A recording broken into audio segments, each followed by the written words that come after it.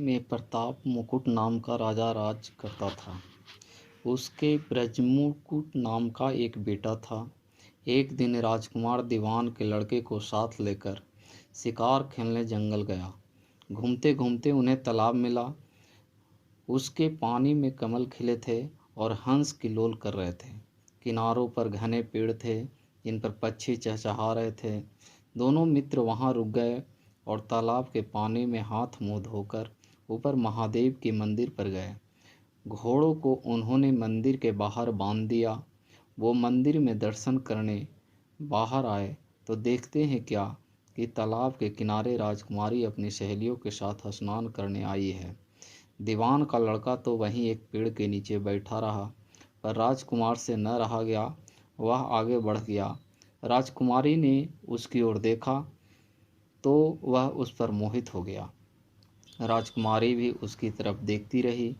फिर उसने किया क्या कि जूड़े में से कमल का फूल निकाला, कान से लगाया, दांत से कुतरा, पैर के नीचे दबाया, फिर छाती से लगा, अपनी सखियों के साथ चली गई। उसके जाने पर राजकुमार निराश हो गया और अपने मित्र के पास आया और सब हाल सुनाकर बोला, मैं इस राजकुमारी के बिना नहीं रह सकता, पर मुझे न तो उसका नाम मालूम है न ठिकाना, वह कैसे मिलेगी। दीवान के लड़के ने कहा, राजकुमार आप इतना घबराए नहीं, वह सब कुछ बता गई है। राजकुमार ने पूछा, कैसे?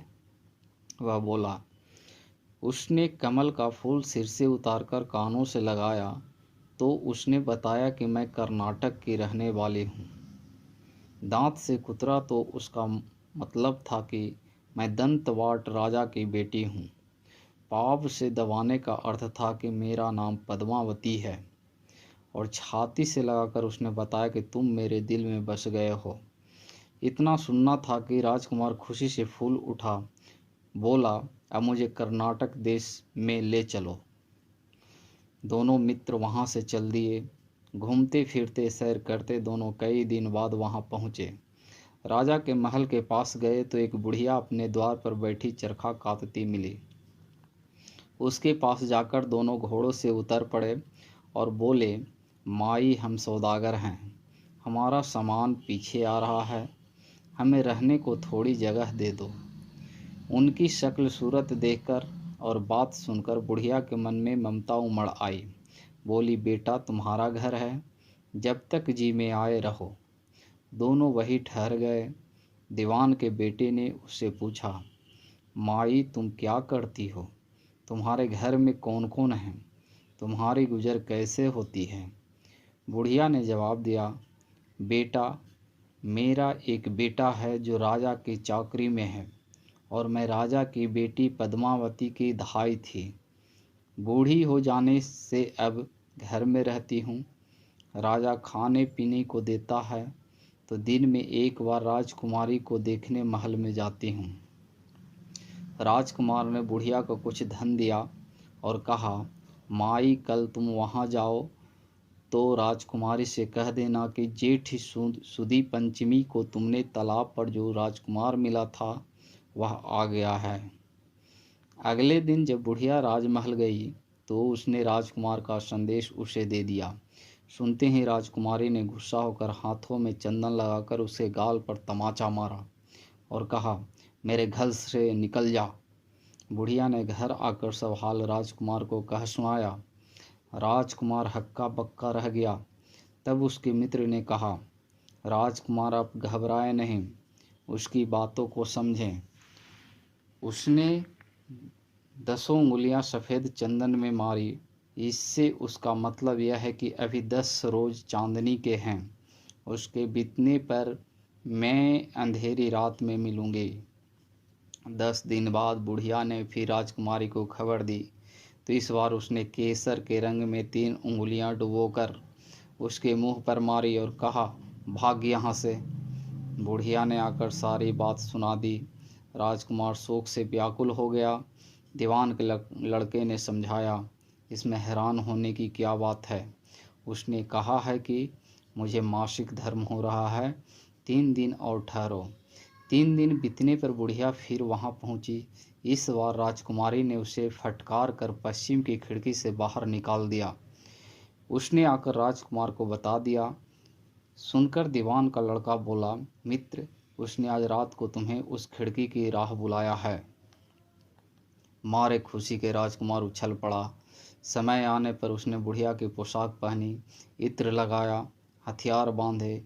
दोपहर रात बीतने पर वह महल में जा पहुंचा और खिड़की में से होकर अंदर पहुंच गया। राजकुमारी वहां तैयार खड़ी थी। वह उसे भीतर ले गई। अंदर के हाल देखकर राजकुमार की आंखें खुली रह गई। एक से एक बढ़कर चीज़ें थीं। रात भर राजकुमार राजकुमारी के साथ रहा। जैसे ही दिन निकलने को आया कि राजकुमारी ने राजकुमार को छिपा दिया और रात होने पर फिर बाहर निकाल लिया।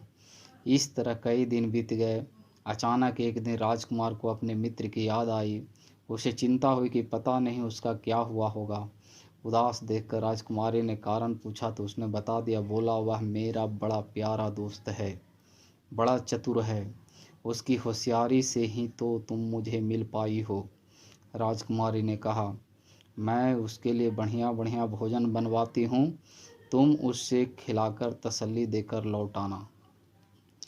खाना साथ में लेकर राजकुमार अपने मित्र के पास पहुंचा। वे महीने भर से नहीं मिले थे। राजकुमार ने मिलने पर सारा हाल सुनाकर कहा कि राजकुमारी को मैंने तुम्हारी चतुराई की सारी बातें बता दी है, तभी तो उसने यह भोजन बनाकर भेजा है। दीवान का लड़का सोच में पड़ गया। उसने कहा, यह तुमने अच्छा नहीं किया। राजकुमारी समझ गई कि जब तक मैं हूँ वह तुम्हें अपना बस में नहीं रख सकती, इसीलिए उसने इस खाने में जहर मिला भेजा है। यह कहकर दीवान के लड़के ने थाली में से एक लड्डू उठाकर कुत्ते के आगे डाल दिया। खाते ही कुत्ता मर गया। राजकुमार को बड़ा बुरा लगा। उसने कहा, ऐसी स्त्री से भगवान बचाए, मैं अब उसके पास नहीं जाऊंगा।